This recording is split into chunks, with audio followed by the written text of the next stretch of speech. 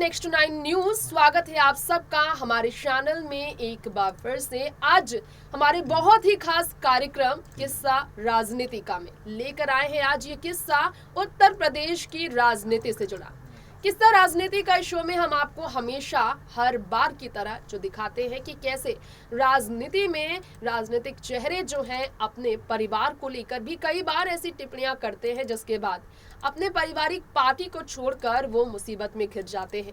आज देखिए भारतीय जनता पार्टी के साथ जो जुड़ाव है अपर्णा यादव का, जरूर आने वाले समय में भविष्य में उनकी राजनीति को चमका सकता है।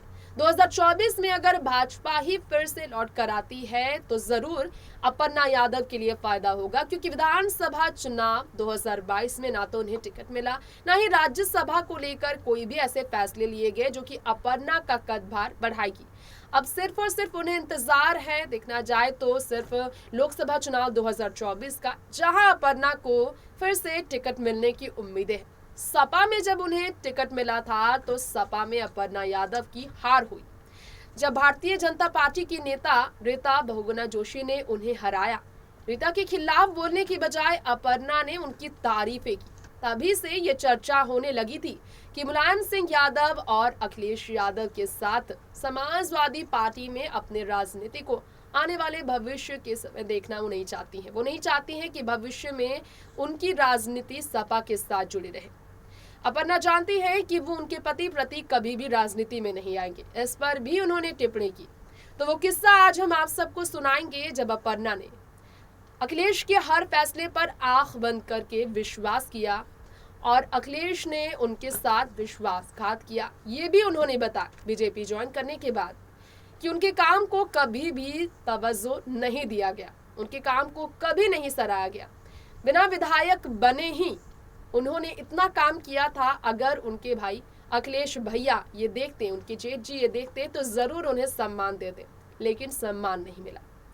मुलायम सिंह यादव के खिलाफ एक शब्द भी अपर्णा यादव कभी नहीं बोली, लेकिन आज भी मुलायम सिंह यादव और अखिलेश को लेकर वो स्टेटमेंट अपर्णा के जो उनके साथ सपा में रहकर मतभेद से जुड़े थे, उसकी चर्चा आज भी होती है।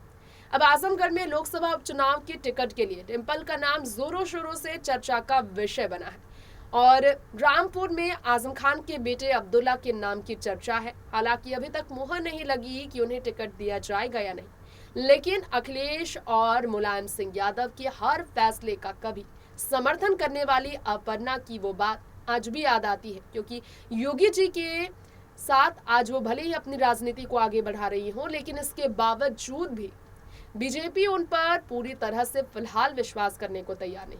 बीजेपी ने उन्हें सदस्यता दिलाई, लेकिन बीजेपी में उन्हें किसी भी तरह की जिम्मेदारी नहीं दी गई है।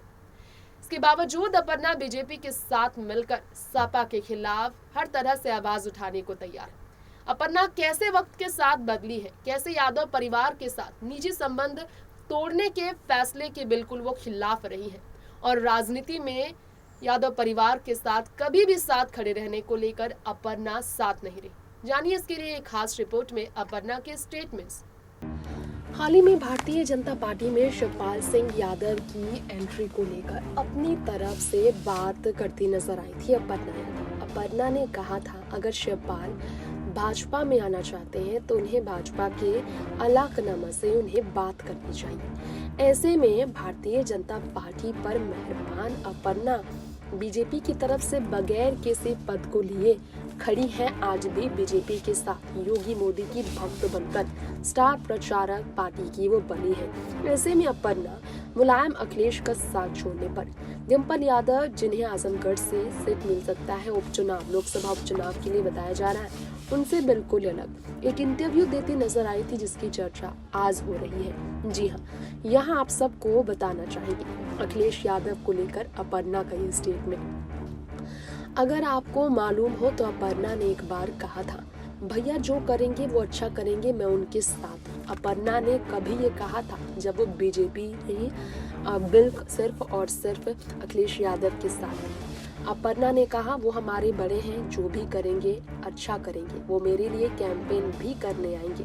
इतना विश्वास था अपर्णा को अखिलेश पर, लेकिन सारे विश्वास तोड़ दिए थे अखिलेश ने जब अपर्णा को इस बार सीट नहीं मिला, जब अपर्णा को गलत सीट से चुनावी मैदान पर उतारा गया लोकसभा चुनाव में 2017 में, जब उन्हें उतारा गया था बीजेपी के खिलाफ लखनऊ कैंट से, जहां बीजेपी बड़ी उम्मीदवार को उतार चुकी थी जो जीत निश्चित थी उनकी। ऐसे में अगर बात की जाए अपर्णा की, तो मुलायम को लेकर अपर्णा ने एक बात कही थी। उन्होंने कहा था, अगर पिताजी यानी कि मुलायम कुछ भी कह दिया होगा तो नाराजगी में कहाँ होगा, वो समाजवादी है और खुलकर बात करते हैं, वो भी प्रचार के लिए आएंगे। तो विश्वास जो है मुलायम सिंह यादव पर भी अपर्णा को खूब था और मुलायम ने धोखे दिए।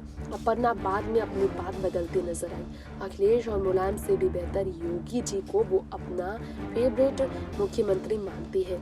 और अपर्णा यादव ने अपने पति को लेकर क्या कहा था, जरा सुनिए। अपर्णा ने पति प्रतीक को लेकर कहा था, वो राजनीति में इंटरेस्टेड नहीं है। खैर यहाँ पर आपको बता दें, मोदी जी को लेकर सपा में रहकर भी अपर्णा ने एक बात कही थी। उन्होंने कहा था, मैं पीएम मोदी की बहुत रिस्पेक्ट करती हूँ, वो अच्छे आदमी है, वो बीजेपी के नहीं पूरे देश की प्रधानमंत्री है। मेरे परिवार में और लोगों ने भी पीएम के साथ सेल्फी ली थी, लेकिन मेरी वाली फोटो वायरल हो गई। वैसे तो मुलायम सिंह यादव भी पीएम मोदी की तारीफ कर चुके हैं, इसीलिए अपर्णा इस बात को कहने से नहीं हिचकिचाती कि मोदी जी की वो प्रशंसक है। रीता बहुगुणा जोशी से हार खपाने के बाद बीजेपी के आगे हारने वाली अपर्णा ने कहा था, रीता जी का वो बहुत सम्मान करती आई है, उन पर कमेंट नहीं करना चाहती है, वो सही नहीं होगा, ये उन्होंने कहा था। देखिए, बीजेपी की तरफ झुकाव अपर्णा का आज से नहीं, तब से था जब उन्होंने सपा में रहकर भी,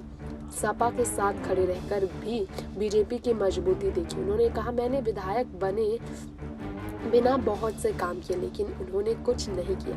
मैंने अपनी पार्टी की एमएलए एमएलसी के फंड से काम कराया है। तो आप जान सकते हैं अपनी पार्टी को लेकर अपर्णा किस तरह की स्टेटमेंट। अपर्णा ने आगे कहा, वो कभी भी नहीं चाहती कि उनकी बेटी को यादव होने की वजह से कोई भी बेनिफिट मिले। अपर्णा ने कहा कि रिजर्वेशन में कास्ट कोटा से बेहतर इकोनॉमिक कोटा है, वो इस बात को मानती है।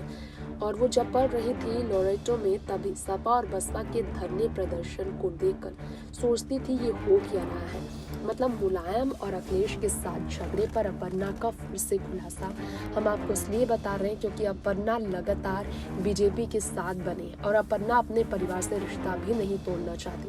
राजनीतिक सफर के लिए जरूर सपा से वो अलग हुई है, लेकिन अखिलेश और मुलायम के खिलाफ उनके साथ निजी रिश्ते पर कभी भी अपर्णा शहद नहीं उगलना चाहती। अपर्णा ने कहा, औरत होने के नाते राजनीति में बने रहना बहुत मुश्किल है। हमारा समाज नहीं देख सकता कि एक महिला पॉलिसी मेकर बने।